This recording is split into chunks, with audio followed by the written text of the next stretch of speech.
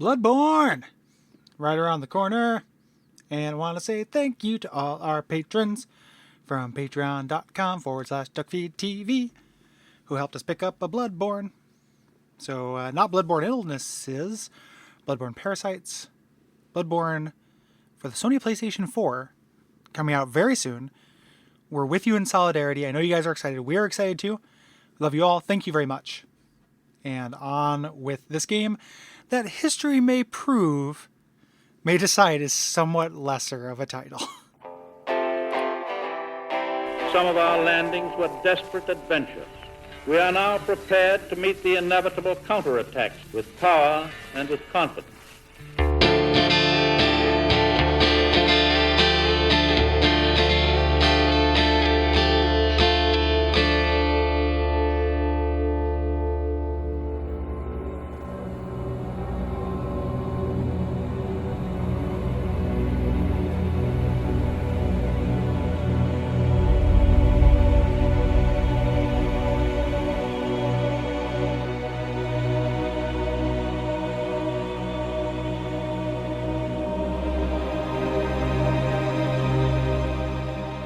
My name is Gary Butterfield. My name is Kole Ross.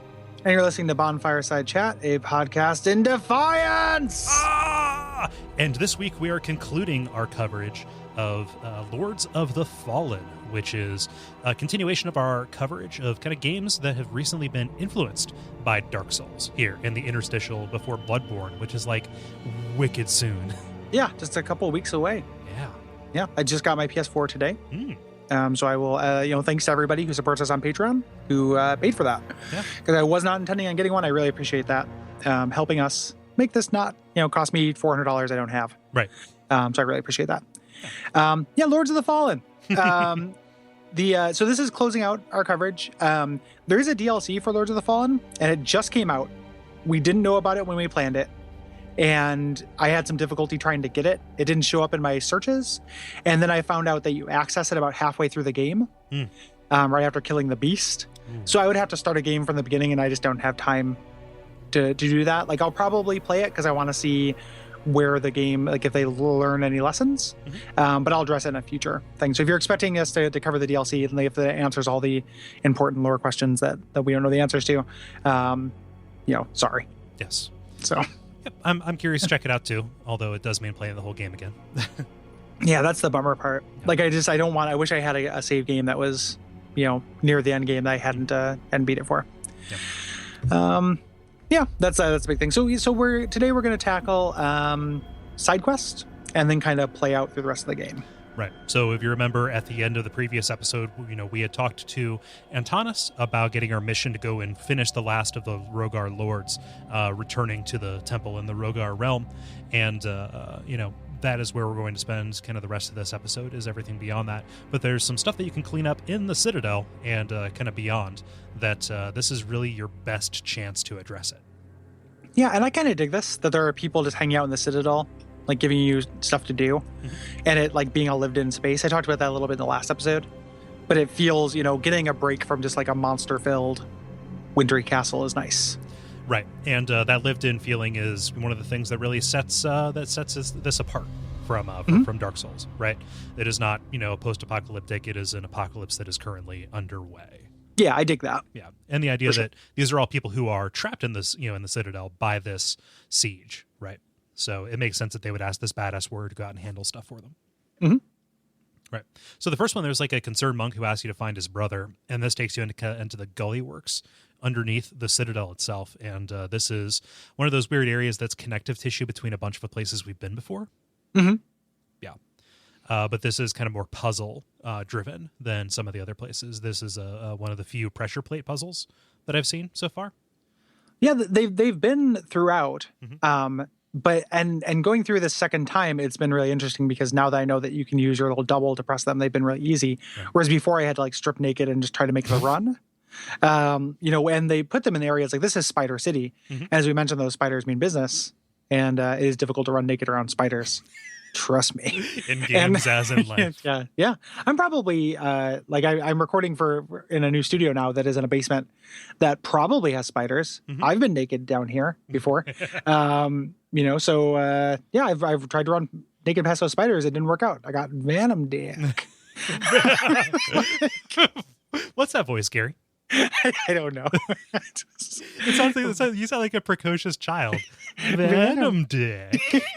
Daddy's got Venom Dick. Oh no. Sorry. Gonna have to find a way to get the poison out. Yeah. Yeah. Well, if I didn't say daddy, that would have been fine. Yep. The fact that I said daddy ruins that. That's gross. Sexual assault's not funny. Nope. And having sex with pre-sexual kids is not funny. I was referring to age play, Gary. Oh, okay. Yeah. Then it's fine. Yeah. Then it is funny. Yep. It's the, I didn't mean to sound like a kid with Venom Dick. I was just meant to sound like me suffering from the effects of Venom Dick. Right. Venom Dick is my favorite like silver era detective comics villain. Nah. Blast you, Venom Dick. Yeah, I know.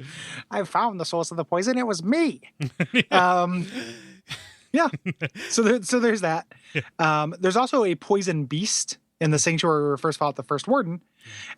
These things are interesting. Like, they're still introducing new enemies at this point, which I like. These are these guys who essentially roll into a ball is kind of their big gimmick, and chase you. They're big Sonics the Hedgehog. Yes. And they have a poison AoE around that can happen. That's a pretty tough, it's like a mini boss. Right. Like, these would be the equivalent of like the Boars or the Black Knight or something. Like, they're rare in this game. Right. This is the kind of the kindest environment to fight in, though. You're going to see a couple later on that are in much more kind of treacherous locales. Yep. That monk whose arm you chopped off, who reacted really well to it, asked you to clear out his lab in the North Tower, which, you're always clearing out labs for this guy. If you go there and kill the spider, those Tyrant Hearts we've been collecting, you can use to upgrade your potion strength. Right. So you get more healing bang for your buck as you use it. This is not you finding potion bottles. It's not a way to do that. But, by this point, it's likely that your health bar is pretty big. So it's good. You can do this a couple times. There's a fixed number of Tyrant Hearts in the game since those guys don't respawn. So it's kind of fun to find them all. Yeah. There's also a cursed sword. I never did this. I'm just looking at it from the notes. Yeah. Read about. There's a cursed sword under the monastery that you can bring to the cemetery. And if you bury it in a certain hero's grave, it will summon his ghost for you to fight to get an upgraded version of the sword. Like, one of the things we talked about in the last episode for all of Lords of the Fallen's faults is some of these esoteric hidden shit puzzles I think are pretty cool. Like, that's pretty neat because this is hinted at. Like, I remember reading about this great hero, but way back in the catacombs. Right. And this idea that you have to take this back to this other area, that's pretty cool. By the time I read about it, I'd already passed this point in the game, so I've never done it. I've just read about it. Right. Yeah. And it rewards you for paying attention to something that otherwise doesn't have a lot of kind of value in paying attention to. The Teflon item descriptions, you could easily mistake that audio log from the catacombs as flavor more than anything else. Because 99% of them are flavor. Right. Which is good. It's good spooky flavor, but there's not a lot that seems actionable. I searched the catacombs, relatively thoroughly to get something that would be, the cursed sword because, hey, that sounds pretty cool. And it wasn't there. So the fact that this pops up much later is kind of implying kind of a larger game to the game. Yeah. And it makes, I don't know. It doesn't make sense for the sword not to be where the person was buried. Right. I did the same thing, and that's why I didn't end up finding this. Right. Also, as far as just kind of weird quest structuring or ordering, you run into the captain who, it's like the I think I've talked about this before, but I had a coworker who was really wanting me to watch Dexter, and I watched the first season of it, and I didn't like it, and I stopped watching it because I think it's a really bad show. But there is the police captain who, I feel like, is a really racist caricature. Who is constantly just I got a bad feeling about you, Dexter. He's constantly just looking at the camera and saying that. And then Dexter's like, oh, the blood's inside all of us. I love the blood. And this guy is like that to Harkin. Every time you see him, he's like, you're just a murderer, Harkin. And just yelling at you. But now, she's on the other foot. He needs your help to find some deserters who I'd already found and tried to help in a weird way. I already ran into these guys last time I was in the Rhogar realm. Yeah. So it felt like a weird ordering of the quest to me.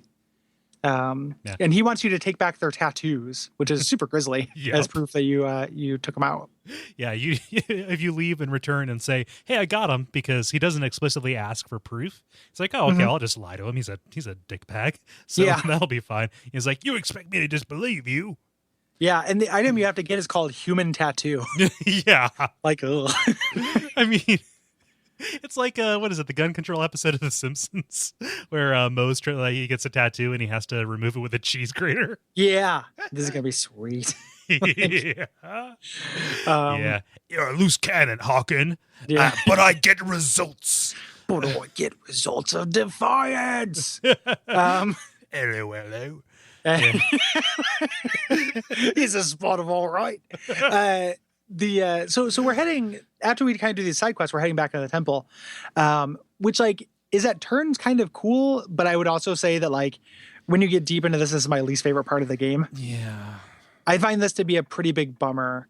One, because they're reusing an area in a way that feels less considered than it did before. Like going back, when we've done that before, it felt better. Like it felt like, oh, this is more different. This is not as different. And the new areas you get to, and we'll get to those in a second, are among the most poorly designed level layout. I'm so happy to hear you say that. Okay. Yeah. They're really confusing to no end. But not to no end, I don't mean like just very confusing. I mean, there's no reason for them to be confusing. Like they don't feel thoughtfully designed at all.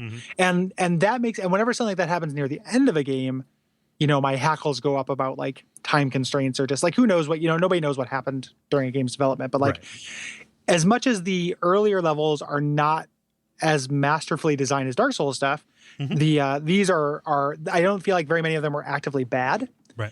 Like I think the catacombs are kind of cool. Like the catacombs are fine. Like the citadel is fine. Like all that stuff just works. I actually think the outcropping like area, the castle walls and stuff are actually pretty great as far as design. This is really poorly designed. Yeah, I think. So you're returning to this. There's not much appreciably changes. There's a little bit of kind of changed enemy location. They throw you a couple of curveballs. But I think like the biggest bummer is even when you get to the newer area, it retains that kind of sense of visual monotony. Right? Like they don't change it up. Continuing the trend. If you were expecting us to get to like the third area, there really isn't. Yeah, like and that everything new is just a continuation. And that's where, like, if nobody called us out on this, but they could have, if someone wanted to be like, you guys are being really shallow for calling out the aesthetics during the first couple episodes, they impact gameplay. Yeah. And this is the most clear example of that. Like the fact that everything looks like, Todd McFarlane's sad masturbation fantasy, like during the entire, last third of this game makes it harder to play. Right. It not only is it ugly, it's also bad gameplay wise. We're not quite there yet. We go through, we head up to the Citadel. If you've been following Yetka's questline, she lets you know a way that you can actually get around the next boss, which is kind of cool. Yeah. And it is dependent on you doing her quest beforehand for her to show up here. Right.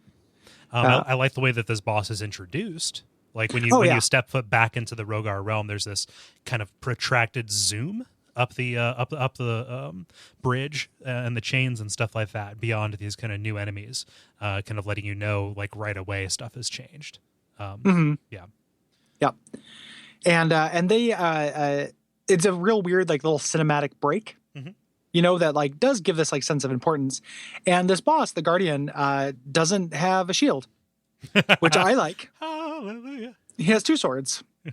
But this is actually a pretty good boss fight, I think. I like this fight a lot. It was really tough, but in a way that felt fair. Yeah, which is, and the fact that it was so tough makes sense for it to be optional. So this guy is in that big, there's a big circular chamber that we passed through before on our way to like the little snowfields. It's called the Eternal Flame. Okay. Yeah. Yep. So like the I wonder why I didn't remember that. The and because you forgot Kennedy's horrible assassination and the mark that it left on this nation. Yeah, I never forget. Yeah. That's what I always say. Like, that's what I always say about everything. That poor woman. Yeah. Oh yeah, sure. But she caught his brains with grace and aplomb. That's an Onion joke. That's not a Gary original. So inside the thing there are these 5 torches, and the boss fight the boss uses those. They will shoot, these bullets at you from time to time that you have to run and dodge. You can also extinguish them. And that's the special, conditions for this boss fight is if you beat him without extinguishing any of the fires. Yeah. You get his special weapon. Man, like his attacks are he's so dogged about staying right on top of you that I tried to do this and I never really got enough of an opportunity. It was just better for me to just be aware of my position relative to these things. So when he goes Andy Dufresne Christ pose, you just know to make it so it's going to be easy to dodge and roll past them. Yep. Yeah. Yep. Yeah, and it is cool to use the environment. Like this is a cool arena. To fight this guy. Like I like this boss fight a lot. Yeah. As well. Yeah, and this is doing something he does something really cool where he varies up his attack pattern. It's not just 3-4 attacks and then, get winded. He actually will finish out by like posting up for a kick that'll like does more damage than any of the actual sword swipes. Yeah. Yeah, he's got super foot. And the kick, he sticks his sword into the ground and does a little like he's jumping over a turnstile. For some reason, but you fight this guy, or you can kind of go around by making your way. I think she gives you a key, is how you get around, going through those little antechambers to the east and west, and get there. But you need to meet her in the same chamber where you fought the infiltrator, right? Who did not infiltrate to proceed. On this back kind of path around, you meet the deserters there. And this is a really cool little story beat, right? Because, they're locked in this alien realm that is actively hostile to human life. And they can't quite figure out how to get back, or they, can't get past the Guardian or those things. So in order to survive, they've turned to eating Rhogar flesh, which has turned them into ghouls. And it's also implied that they turn to cannibalism as well, because they say, hey, weren't there 4 of you before? You know what? I think I maybe never... So are these the same deserters that we ran into in like the lip of the Eternal Flame? Yes. The ones who are like, hey, can you go clear that tower for us? Yeah. Okay. Yeah. So I thought I helped those guys before, but I think that them referring to like that tower, like I cleared a tower and thought that I did it. So I never advanced these guys to this marker. So that is pretty cool. Like I dig that. Yeah, and they are super blasé about you asking them to cut off their tattoo. I assume there's a violent option where it can be like die deserters and take them by force, but instead you just get them to cut their own tattoos off. Which, Ugh. I mean, if it's a matter of life or death, okay, cool. But yeah, well, and we've established, like you can just cut off whatever you want, right? In this game, and just instantly cauterizes. Cutting off tattoos, is it metal? Yeah, that's pretty metal. No, getting tattoos is metal. Getting tattoo, well, depending on the tattoo. I suppose. What if it's a butterfly in the nape of my neck? Yeah, I have a tattoo on my chest of my cat and a portrait of my cat. It's not particularly metal. Like it is the size of my pec, but it's not metal. Slap a spiked collar on that kitty, and you're good to go. That would be a good thing to do. Depending on how, I'll just do that in memorandum. Depending on how good of a kitty he was, so he either get angel wings or little devil horns and stuff. I'll just have him keep expanding across my chest. The context in which I see my cat, just his journeys to Aurora's triptych. Yeah, his journey through the Inferno, or Purgatorio, or Paradiso. Yeah, as the cat may be. As the cat may be. No, if there's a pleasant afterlife, that cat has earned it. That's right. I'm talking about you. Look at me like that. He's in the room. Yeah, he's looking at me right now. He just gave me a slow blink. He understands. Yeah. Clamp your hoof once for yes, 2 for no. Also, yeah, clamp your hoof once for going to heaven. Also, why do you have a hoof? You're a cat. So we continue through that panorama, which is that lip area of the Bantam Range, is that big snowfield, and we're going back to the interior chamber. The one Rhogar who wants all of the skulls, you can turn those in and get a shield, I think. Yeah, something like that. Yeah. Yeah. I never got enough shield. Like, he wants so many skulls. Yeah, he wants a kindergarten class's worth of skulls. Like, it is more skulls than I can be reasonably expected to collect. But you're tripping over skulls left and right. But that's the thing. It's somehow still not enough. Right. Like, I have so many skulls. Like, how many more do you need, buddy? like this is so many skulls. Like, I have like 12 skulls at this point, and it's not enough. It's crazy. It's bullshit. It is some bullshit. Yeah. So Yeka's here, and she opens the way to the sacred hallways. Yes. And you're introduced to, I think, your last new enemy in the game. These Rhogar spirits. It's not quite your last new enemy because you're going to run into a bunch of new enemies when you return to the Citadel. But this is Rhogar. So these are not the casters. These are kind of a mix between casters and ghost, and they have 100% physical resistance.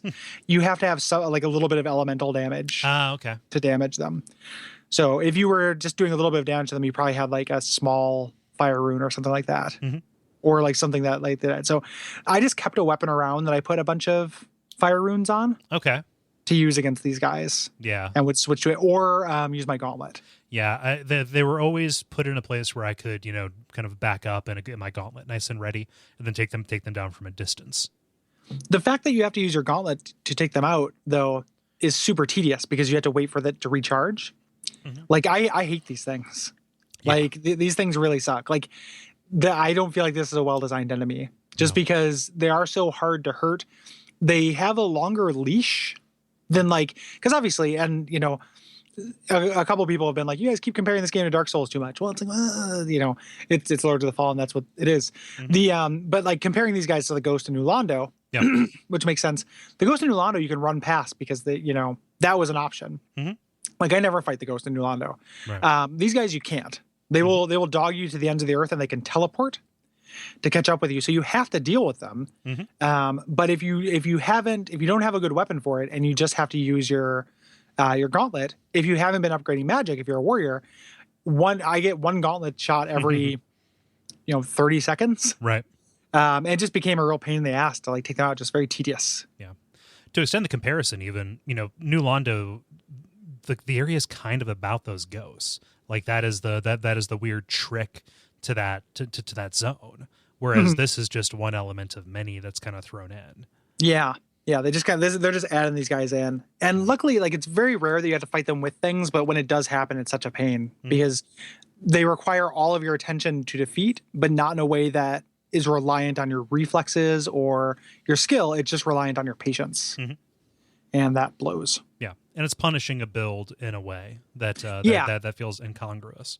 Something we talk about a lot on this show, and we talk about it on Watch Out for Fireballs, is how like there's two parts to that equation. Like respecting player choice and letting you tackle things with the freedom that you want is super important. But then you have to actually follow up on it and actually allow the player to do that.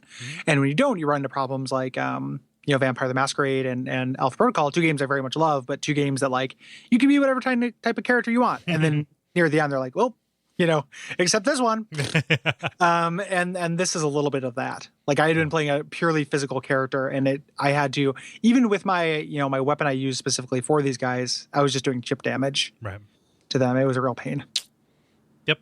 Oh. So they're peppered throughout this and kind of throughout the rest of the Rhogar areas of the game. Yeah. You reach kind of Yeka's in this room full of floating tablets.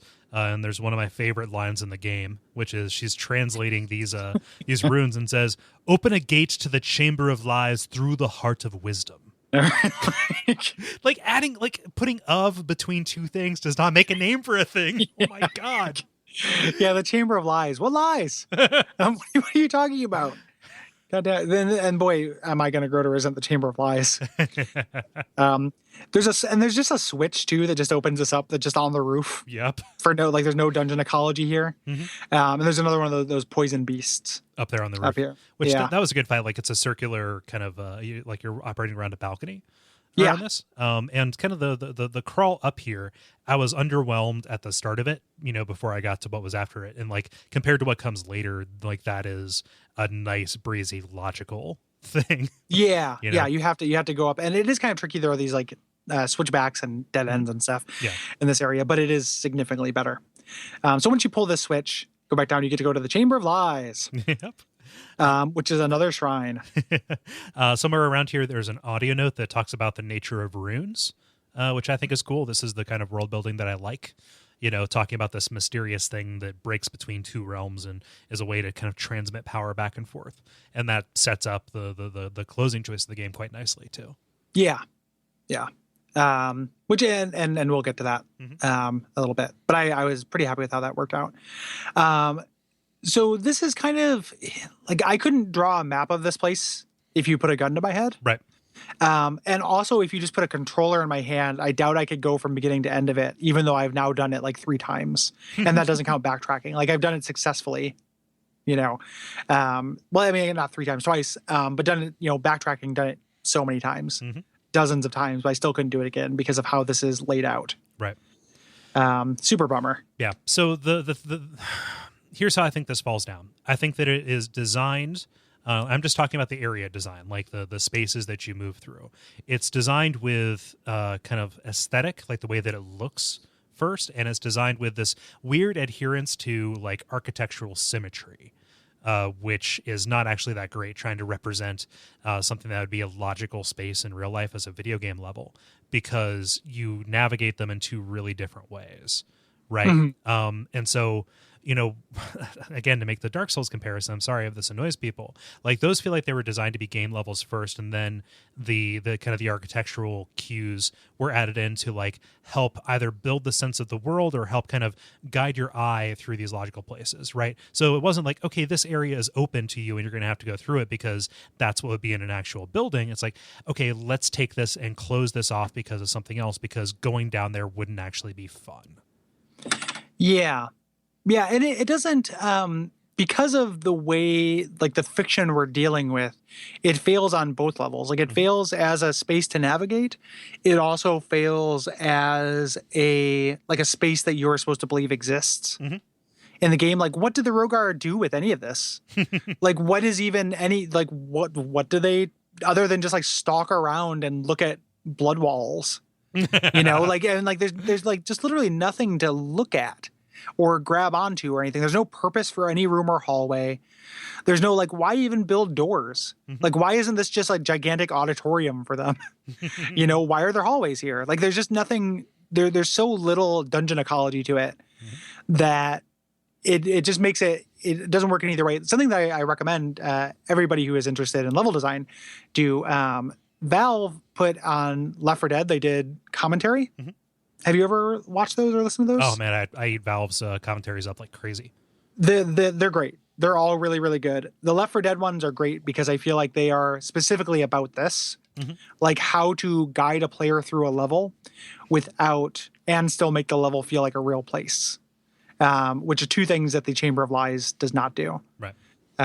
So like I would recommend watching those to kind of see like the opposite of this, you know? So how does this manifest in play? It manifests as you getting really, really lost, kind of a lot of the time. And because of the way the enemies are laid out, oftentimes I would just have a train of them behind me, hoping that their leash would run out. Yeah. Yeah. And you just spend so much time, like you find a door. It's not open now. So you can, you know, it's a video game. I have to come back when I have an ability to open this door, but there's nothing to mark it. Right. Like there's nothing that like, so it just ends up, you just kind of do passes over the whole thing over and over. And sometimes you find a switch, but you're not like, I remember what that unlocked. Instead, you just do a whole pass through the whole thing because, you know, you don't remember what it unlocked because there's nothing it unlocked because you don't know. It's really obnoxious. Yeah, and that's something the game has a problem with anyway. Like it'll do cinematic cutaways to show the result of an action that you take. However, there's no sense of kind of orientation between the 2 of them. It's just kind of like, okay, here's a hard cut to a place. Hope you recognize this wall texture, I guess. Yeah, but of course you don't. Right. Like it is the same as every other wall texture in this place. Yeah, as opposed to like the right way to do that, which is you press the switch and then the thing that happens is like right in view. Yeah, it should be in the background, like of where you're at. Like that is a smart way to do that. Or do a Prince of Persia, like, you know, Sands of Time, and have the camera like follow around to it if it's if it's not within like eyesight, so that you have a sense of the through line to it. Even if you do it the right way, like this is not my favorite kind of puzzle. Right. You know, like just go through and hit enough levers to make the way open up. Even if this is done at its best, I don't care for it usually. Right. And so kind of the big set piece here is inside the Chamber of Lies, there's a gigantic demon chained up in the middle, and you're kind of making your way around him, up and down 2 sides of him. Eventually you run to Yeka again, and she is examining this wall near the entrance, and she's kind of losing it a little bit. which is cool. She's probably the best character in the game. Yeah. No, I mean, no real probablys about it. Like she's she's what we have for a developed character. Yeah, and it's good that they, kind of make her tag along with you. Like, if you are following her quest, she is there giving you cool story about, missing her family and wanting to find her lineage and stuff. And this pays off in a big bad way later on with that demon, right? Yeah. So you create shortcuts, pull levers, et cetera, et cetera. Eventually, you can find the Tor Great Hammer here, which it lets you smash those Rhogar statues. For those who stood upon us, statues to get pieces of the last traitor armor set. Right. Which I never did. I just knew about it. It's good. It's good armor. Like it's fine. It's probably like the second or third best set in the game. Okay. Because I ended up like eventually pretty soon we get the Fallen armor, which I just ended up rolling with. Yeah. Because I was a Lord of the Fallen. Yeah. Yeah. The Tor Grey Hammer, you can either get that last traitor set or you can star in Plan 9 from Outer Space. Yeah. Yeah, that's what Tor calls Little Tor. Yeah. And then he breaks through a wall. Yeah. So I don't know about you. Did you think that this big demon was the Annihilator? Oh, yeah. Yeah. Of course I did. Yeah. Because we're coming here to get the Annihilator and there's a gigantic demon chained up in the middle. I also thought I was going to fight him and it was going to be sweet. Yeah. It's like, oh, they're doing another boss that's like a big, not guy with a shield. That's great. But no, this is not the Annihilator. I don't know what it is. It knows something about Yetka. Is it her Patronus? Is this her dad? I think it is supposed to be her family. Huh. Did you get anything else from? So let's both just say what our understandings are of Yetka's story. I think that's what it is. I think that she is somehow descended because later when you run into a deer, they do this real the humans and Rhogar not so different after all. They lean on that pretty hard. I think that's what's going on here with her. Yeah, but it's never spelled out. If it's not physically, her family, if she's not related to this thing, there's probably something to be said about realms beyond. Like maybe her family transcended beyond this plane, and this kind of Smith monster is like the crafter in a certain way. Everything has been leading her to this as the possible link to get her, to leap home. Right. Right. Yeah. Like that could be the case. If it wasn't literally like somebody from her family turned into it. But regardless of which, her family are in realms beyond somehow. And she disappears at this point. Yeah. She gives you so she comes down and says, no, don't kill it. That's probably the last link to my family or something like that. You can either be a huge dick and kill it. And, it's not an optional boss fight. He just goes and jumps into it with his axe and kills it. Otherwise, she just walks up to it and they disappear in a flash of light and you're done. And because you don't know where you need to go in this, you jump down onto its hand where you're stuck. You can't jump back. You did that? Yeah. Huh. Yeah. Like you can just hang out on his hand forever, but there's no way to get back up. So. Yeah. Super dope. I might have done that before she actually ran away, but you can't actually get back. Right. So, him going away one way or another opens up a path to the northern edge to get to the central chamber where the next boss is. Right. The actual Annihilator, who is very disappointing. Yeah, the Annihilator, who is a lightning boss. He's got a couple of different gimmicks. He does this flash attack that paralyzes you, which I think is kind of cool because you have to not be facing it to not get paralyzed. So it's kind of like this flash grenade thing. And that's kind of cool. Like figuring that out. There's no hints for it or anything. But I sometimes I would get paralyzed, sometimes I wouldn't. And then eventually figuring out what was in common between those two or those situations was really neat. Yeah. I was like, okay, when he does this, I need to turn my back on him. But he's pretty easy. He mostly does this weird kind of complicated hammer swing that you wait for him to finish and just run up and smack him. Yeah. He will also, if you stay at kind of a medium distance from him, he throws his hammer like Thor. That's very easy to dodge, and then he just kind of stands still as he waits for it to return. Yeah. Yeah. So pretty easy. And this is supposed to be the guy. He's not too bad, though. Yeah. The special condition is to kind of beat him with his own weapon, with lightning, which that is not something you can put on with runes. You just have to find a lightning-imbued weapon, which is incredibly rare. Yeah, there's a dagger nearby, I think, but you have to be spec'd for daggers. Right. So after this, And does the screen just fade? I can't remember how you get to the realm of the deer or whatever. It's like you walk up this kind of snowy path and then it fades. Okay. It's like beyond this. Okay, so this is the realm where the evil god Adir is. And this is apparently, like, you get the sense that this is supposed to be like your huge impact lore bomb on this. And it's dumb, I think. Like, you walk up the snowy path and like there are parts of it that are kind of cool, but at this point, like it was just hard. I wasn't invested enough. Yeah. So a deer speaks to you, and thankfully and you never see you, him. He never does the contact thing. Like, I'm presenting myself in a form that you will understand. Yeah, You know, he's just an omniscient voice that is kind of around this. You guessed it, snowy ruins. Yes, yeah, it's always snowing in Lords of the Fallen. So he's doing the we're not so different. You or I.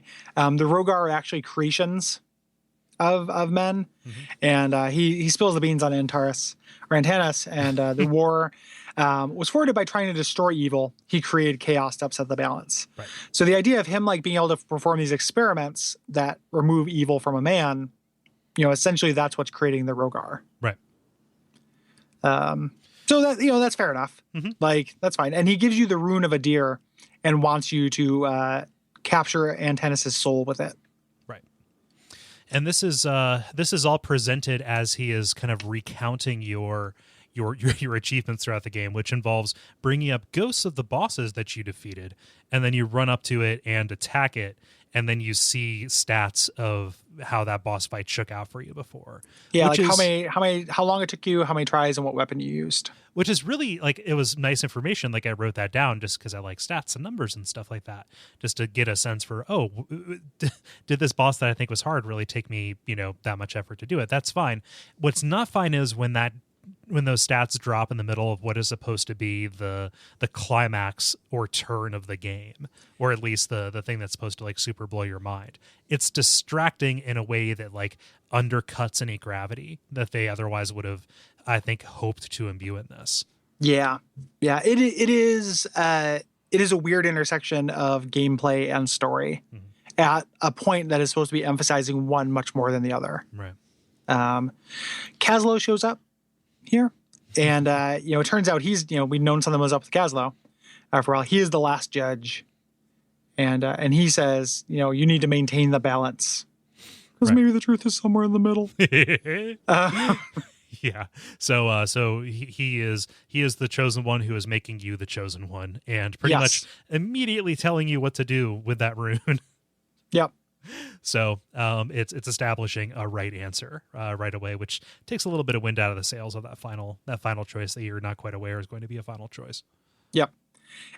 So this, you get kind of dumped back into the Citadel here again, just through teleportation magic in the basement, where you've been down here before. And when you kick the boss ghosts in the Adir, you get the fallen armor. Yes. From them every once in a while, which is good armor, good heavy armor.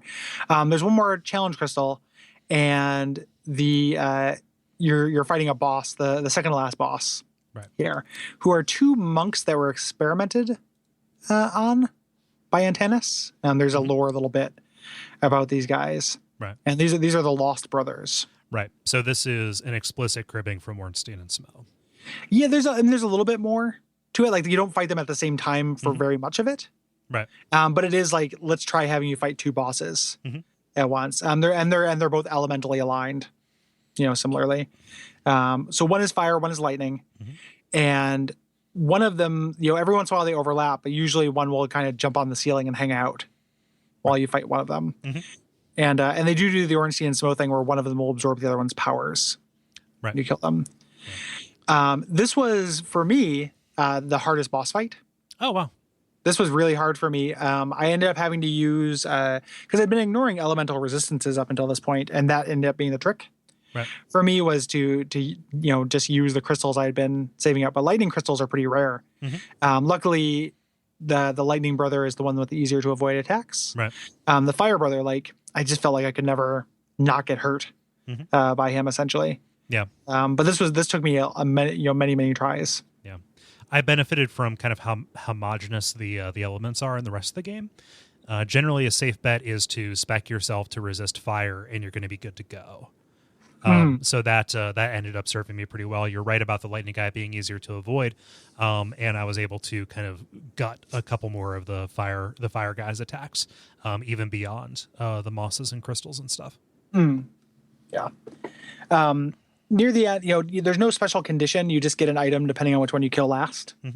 Here, and it's the same item. It just has either lightning or fire elemental. Right. It's a dagger or a short sword or something like that. Yeah.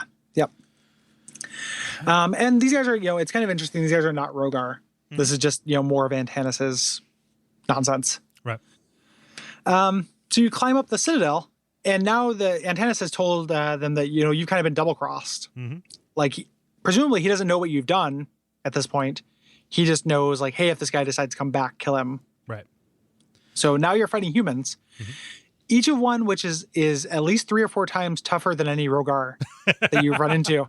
And there's no reason for the humans to be besieged. Nope. Like, you have to be, like, the pace of the game really, really slowed down here because of that. Like, you had to be much more careful than even kind of the rest of the game, which is already, pretty deliberately paced, right? Yeah. Yeah, these guys are hard. And they're kind of always designed as D&D parties a little bit. There's almost always going to be a rogue who comes up behind you, and archers kind of covering line of sight. Like covering knights. Like I was playing this, and all I could be reminded of. So this is going to be mild spoilers for a lower tier Silent Hill game, Silent Hill 5 Homecoming. Most of the so for every other Silent Hill game, if you ever kill a human, it's a big deal. Right. Like it's a boss fight, there's a lot of weight, like put behind it, but otherwise you're just kind of killing monsters. At the end of Silent Hill 5, you're in the basement of this cultist compound, and you're killing these people who are like dressed up in like full on rubber gas mask suits. And these are just like dudes running around, and they're much more difficult than the actual monsters. And it's this crazy tonal difference. It's like they said, what movie was really good? Hostel. Let's do that. Yeah. Right. So just this is so incongruous from the rest of the game to make them A, humans fighting you, and B, as tough as they are. Like, I understand the hardest thing needs to come at the end, but like it would have been much more satisfying, and I'm sorry to Monday Morning Quarterback this, if they had been altered by Antanis, in some way as he altered himself. And not just dudes that he told to attack you, which makes sense because he sent you out to kill the Adir. And if you succeed, cool, his problem is solved and he can continue purifying people. If you come back, obviously you've been compromised. Right. So it makes sense narratively, but man, oh man, from a play standpoint, it's kind of weird. Yeah. Or I would have accepted them being weaker, but maybe using the fact that they're expecting you to their advantage. That would have been cool. Like, I would have liked if they would just, set up more ambushes, things like that, instead of just kind of being haphazardly. Like, they're placed covering each other, but each individual one is such a like HP sponge. Like this is like, it's cool to fight just regular people. It is kind of a cool twist that like you've been fighting monsters, and like it does underline, for as much as we've taken this game to task for being shallow as far as story and themes, like, you just got to the guy who just said that the Rhogar are essentially just the bad part of humanity. You've been fighting them the entire game. You get here and you're just fighting humanity being terrible. Like, it does work on that level, for you to mow down a bunch of humans. Right. But it is just weird how tough they are. Yeah. It's a pretty big fight too. I mean, this is the second set piece crawl up the Citadel. And so there's probably something to be gained from kind of comparing the two of them. But it's very much them using every part of the buffalo once or twice. Yeah. And I do also dig the fact that this was, really kind of noteworthy the first time I went through it for being like a place where people actually lived and kind of a place of rest for a little while. And now that's been inverted. Yeah. I can dig that. Yeah. I was about to spoil Deus Ex. Thanks for not. Yeah. It's a very old game. Yeah. If you want spoilers for Deus Ex, check out the Watch Out Fireballs episode on Deus Ex. Yeah. Or just play it. Yeah, I mean, it's a really good game. You really ought to. It's crazy available. There's an audio log here that confirms what we've already suspected, that the infected were created by Antanis and not Adir. So they are two separate problems from different sources. Yes. Yeah. Eventually you get to the captain up at the top who's hated your guts forever and decides to attack. If you can kind of like, he's really tough. You whittle him down. You have the choice to spare him. I'm not actually a monster. or kill him. If you kill him, you get a key that unlocks like a pretty powerful weapon, I want to say. Yeah. And there's no specific benefit for sparing him other than like an ending slide. Right. So that's kind of neat. Like, I kind of like the idea of they're just like, we've talked about this in other things where like the reward for being a good person is only being a good person. Mm-hmm. It's not, XP or a mechanical award. Right. It's just, you just feel good about doing something that you would do. Mm-hmm. That's kind of neat. Yeah. See, I spared him as an act of violence. I was like, you know what? I'm not going to give you the dignity of death. Yeah. Right. Like you want to be killed in honorable battle, but I'm not going to do that. You're going to be shamed for this. Yeah. And he is an asshole the entire game. No one can blame you. No court would convict you. No court would convict you for not killing that man. Yes. That's technically true. At the base of the ascent up the spiral staircase, you're getting up towards the top of the citadel. You find Kaslow's corpse. So he had outlived his usefulness. He is the last judge for now. There's an audio log, which for me it said that he chose right in believing in me, but I don't know if that's because I'd already made the final choice. You can make the final choice after this. And I think the audio log is the same no matter what. Okay. I think he's might just be referring to the fact that you've been successful up until this point, regardless of what you ultimately do. Right. We should talk about that final choice because it's not very intuitive. No. What you're doing. So the rune crafter, we talked about the blacksmith.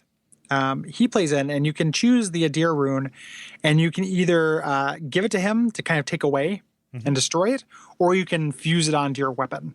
Right. And kill the final boss with it. Mm-hmm. Yeah. So we could talk about what happens in each individual ending afterward. But I think the way that it worked for me was you have to make this choice in order to get access to the smith. Mm-hmm. To actually change your weapons around. I don't know what happens if you just go through and don't do any more like adjustments to your runes. I think that it just counts as not using the rune on him because it's not on a weapon, it's just setting in your inventory. Right.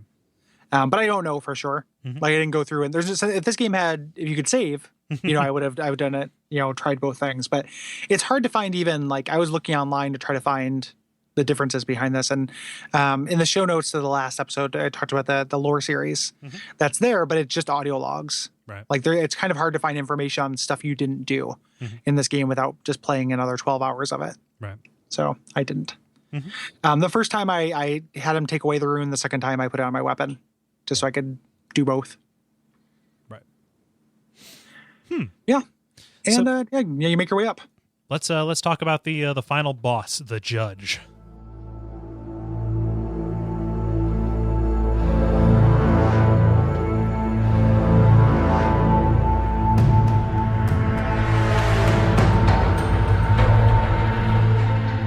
Yeah. What's up with like this guy's design? What do you think about how this guy looks? He reminds me of a little bit of a berserk demon, a little bit. Yeah, a little bit. Like this is it's or like it made me think of a Spawn toy. Like somebody who would fight Spawn because he's got like all those like just extra arms and stuff hanging out of him, but he's also got mechanical bits, which are weirdly out of place. Right. He's got like a straight up drill arm, right? He's got like a drill arm, and the other arm is it's kind of like a javelin, like it's like a javelin avalon. Yeah. Yeah, like a crossbow kind of thing that shoots stuff out. I kind of like the design, not on its own principle because the aesthetics, but just because it it tells its own story that supports everything we've seen so far, which is he is a pretender or like a false ascendant who is kind of forced his way and backward engineered his way into this thing that he thought was going to be the ultimate good, but in reality he is a half-formed failed variant. That is not, divine in any way, like he would hope to be. Yep. Yeah, I dig that. And I also like it just because it doesn't look like anything else in the game. Right. Like it would have been very easy just to make him a big, Arkham Asylum boss, or just make him a big Rhogar looking thing. But he looks really unusual, which I appreciate. I really like that, you go into this observatory and he just kind of turns and faces you and starts the fight. There's no like monologue afterward. There's no screaming. It's just right down to business. Yeah, he's lost. at this point. And he kind of just knocks you down into the actual arena to fight, which is where you'll actually fight him. And he's got a kind of different phases and stages and kind of a wide variety of attacks. During his normal, when he's just kind of toe-to-toeing with you, he's not actually that tough. Right. I feel like, you just kind of circle around him as you do, blocking. But at a certain point, he will get kind of dazed and run up to this balcony. And before he does so, you can get in some hits. But afterwards, he does this move that's pretty tough. Yeah. It's like he shoots laser lines of fire out that make certain portions of the floor of the arena, damage you as you go over that. And you're also dealing with these infected that he brings up. And right. It's in your best interest to kill as many of them as possible, because when he jumps back down, he's going to feed on them. Yes. In order to kind of like recover some of his, a good deal of his health. And so it's either kill a bunch of these, or when he's feeding, do enough damage to him that you just kind of, negate a large part of his charging up. Yeah. So it ends up being like a 2 steps forward, 1 step back kind of thing as you kind of whittle him down through this. It's very hard to avoid these red fire line. Yeah. There's no things, because the way the camera works, there's really no way to kind of anticipate it. Yeah, I never figured out a good way to get around them. I just ended up tanking them. Yeah, I just ended up moving. I ignored. I didn't try and fight anybody. I was just like, okay, I'm going to avoid as many as possible, and then just kind of try to offset the damage. That he does. Yeah, that's what I did too. Yeah. Eventually, though, you take him down, and just as he's dying, his claw reaches up and looks like the hand of God mountain. Mm-hmm. That you dealt with, and then you get the ending and the credits. Yeah, it's a little bit like Film Student 101, like, okay, matching shapes and occlusion and stuff. Yeah. Things like, oh, he tried to be a god but failed. Look at this monstrosity compared to the actual majesty he was aspiring to. Yes, yeah. Look at the hand of this guy next to a hand of God. Right. Yep. Yeah. And the ending is a little bit like Fallout. Like it's a series of slides that kind of talk about what you did. And these comment on side quest and then also play. There's like, if you don't use magic, they're like, he was not a scholar. He was a dumb man who just hit stuff. Like, it doesn't quite say that, but right. It more or less says that. Mm-hmm. Yeah, and it comments on whether or not you spare the captain, which you did with Yetka. If you fix the planetarium, it's super weird. It says, and his curiosity about the cosmos led him into a life of scholarship. Yeah, that's like, what does that have to do with anything? That's not my Harkin. Like, what are you talking about? He was a big dumb brew who didn't care about magic, but the stars entranced him and the patterns of the cosmos. The music of the spheres. Yeah, I don't know. The some of those things are really dumb. There's also one of them that is glitched, I think, too, that you get no matter what. The one that's like, you chose to turn a blind eye to Antanis's experiments. Oh, yeah. Because the option to confront him with them, regardless of whether you do it, it doesn't actually affect the ending. So no matter what happens, you turn a blind eye to all the hints that came before. Most probably because if you hadn't, there'd be no reason for you to continue and go into the lair of the liar or whatever. Right. Liar's lair. Yeah. I like that. So it doesn't, and the big choice you make, whether you take his soul or not, is whether you become a leader of men or Rhogar, or whether you restore the balance between the two. Yep. So the way that articulates, if you fuse the rune to your armor, you lead an army of men to try and take out the Rhogar. I'm not sure how it turns out. I think they're trying to leave that open for a sequel. If you fuse it to a weapon, you end up with leading the Rhogar against the men with your new knowledge and kind of siding with the deer. And then, the boring option, the one that I took, just giving it to the dude, giving it to the crafter, just means you restore the balance and, everybody keeps to their own realm. Yeah, because perhaps the truth is somewhere in the middle. And that's Lords of the Fallen. As I mentioned at the beginning, I haven't played the DLC yet. I plan to, because despite all the, same as last couple episodes, despite all the shit that we've talked, like, I do want to see them do something good with this IP. And stuff. But what do you have as far as concluding thoughts, Cole? I'm happy that I played it. I'm pretty much in the same boat as you. I don't know that I hold out a lot of hope for Lords of the Fallen 2, but this is, kind of the opening salvo of what I think is, something that I like and something that I, hope to see and hope will bear better fruit in the future, which is, the Souls ethos and, kind of influence getting out there and, kind of cross-pollinating with other kind of more interesting ideas. I think that if this is difficult, if this is guilty of anything, it's being a little bit uninspired in terms of hewing a little bit too close to the to the formula. Where it diverges, it really works, in the ways that they treat dying and experience and things like that. I think that those are all nice little variations on the theme. I think it doesn't go far enough, and where it does stray, especially aesthetically, it strays in the wrong direction. Yeah. The kind of core, I feel like it did find like the combat being kind of weighty and heavier Dark Souls. Like the Dark Souls combat is great. The heavier version of that is also good. The death and ghost mechanics, all those things are good. The aesthetics, like some people will probably dig that. Like I can't blame it for that. Where it falls down is that like if you had made this game with these kind of, and like even if you had, there's really, again, this is money morning quarterbacking, and like there's no way to do this, but like the design is just not good enough on these enemies or levels or bosses for the most part to make me have a lot of confidence that they know what they're doing as far as that goes. Yeah. Like they did a fine job aping Souls. They added some cool innovations to the Soulsness of it, but I don't know if they have it within them to make like a great video game. Yeah. Kind of regardless of what it would be like. I want them to. I want them to learn from their mistakes. I want to play. That's part of the reason I want to play the DLC. But the DLC is also called the Ancient Labyrinth, and like the last thing I want to fucking do in this game is go through another labyrinth.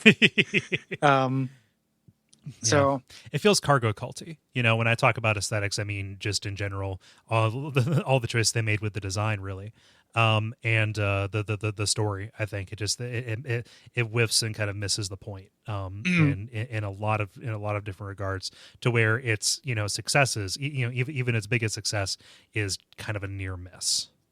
And when we say it, we've done a lot of comparing this to Dark Souls, which like some people probably don't care for. It should be noted that we're not saying like Dark Souls or bust. Like I love a story that is not told in the same way as Dark Souls. I love lots of stories that are not anything like Dark Souls. Like right. I'm judging this on its own terms, even if it seems like I'm not. Yeah. Like I just want it to be a good story. It's easy to compare it to Dark Souls because it invites those comparisons. But it's not, even if there was in a world without Dark Souls, like, so that was a thought experiment I was doing with this. Like if there was no such thing as Dark Souls, I think I would be more impressed with this game because it plays the way it did. I'd be like, oh, this is really cool. But I wouldn't like the story or aesthetics or any of those things, right, or the design. I would just be like, oh, this combat is really fun.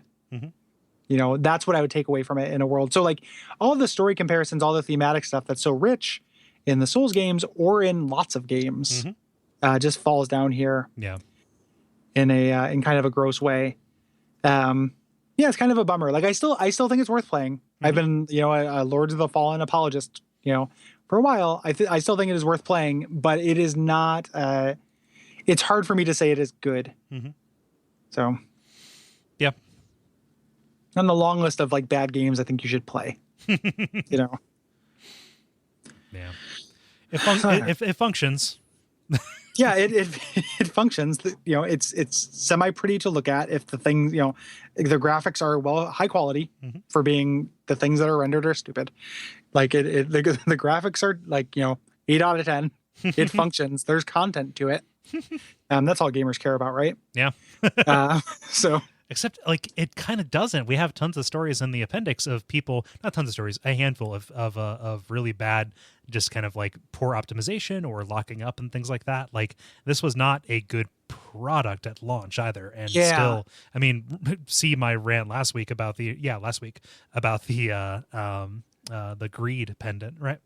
Yeah. Well, the interesting thing about that is that like that is super subjective, and I kind of just didn't have that problem, but I could see it, like I could see that being super frustrating, but I'm always kind of hesitant to ascribe that to a game. Yeah. As a thing, like it doesn't feel that like it's something that does get fixed.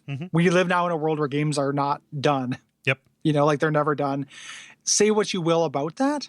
However, like the truth of the matter is, if you wait a couple weeks, it'll fix itself. Yeah, it's The an problems are externality. deeper than that. Yeah. Yeah, like that is an externality that will have a drastic impact on somebody's individual experience, but it is not the intention. Like, it is more fair to criticize the things that were intentional about a game that Yes. that fell short. That are not just like fuck ups. Right. Like we're talking about bad decisions that were made, not just bugs. Right. Which, like, if you want to get, you can say that as a bad decision too. And yes, obviously they could have done more testing and stuff, but that stuff is never as interesting or as important to me. Right. So, what are we doing next time, Cole? Well, next time we have an appendix with people's opinions, and thoughts and responses around Lords of the Fallen. And then after that, we're going to be talking about the patch version of the Scholar of the First Sin. And so that is us talking about that. And we're going to talk about your responses to that in the same episode.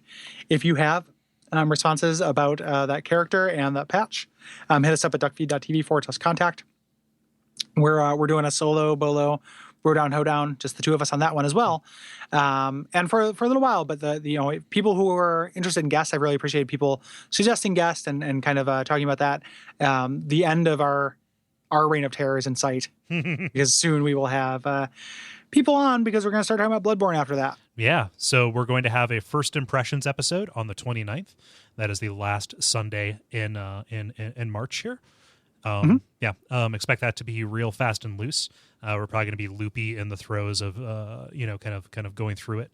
So and then after that, we're going to start continuing a pace with our usual treatment.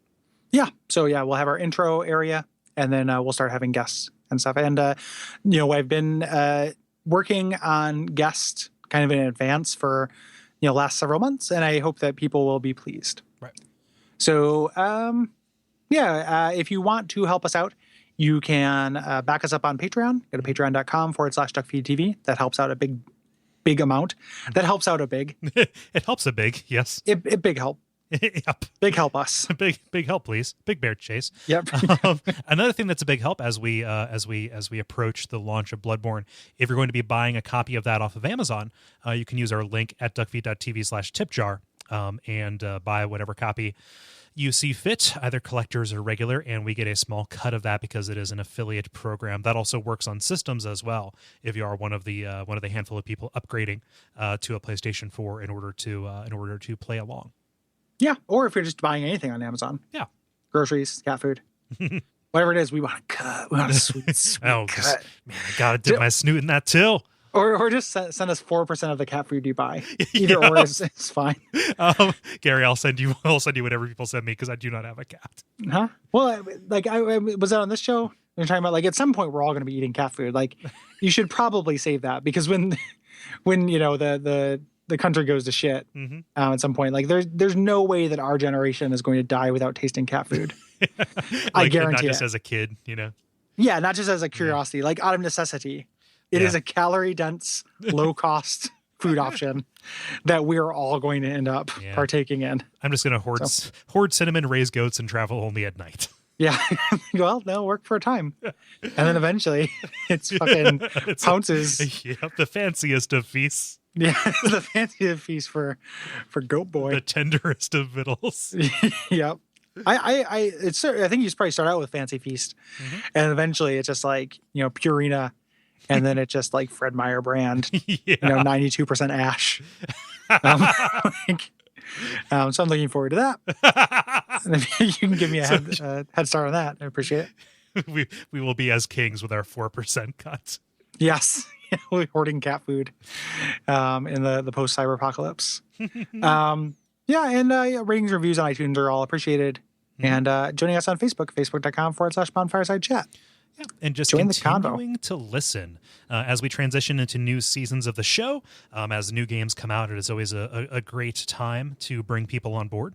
So if you have a friend who's like crazy into Dark Souls, we would appreciate you helping spread the word, because we really don't do any marketing. Yeah, that would be awesome. So until next time, what can they do, Cole? They can fuse themselves into some sort of failed demon god and then hold their hand up to a mountain. Yeah. Hold your hand up to a mountain. I got really specific there. Yeah, that's true. Those are most specific instructions we've had. Send pics. Yeah, Pixar didn't happen. Pixar didn't mountain.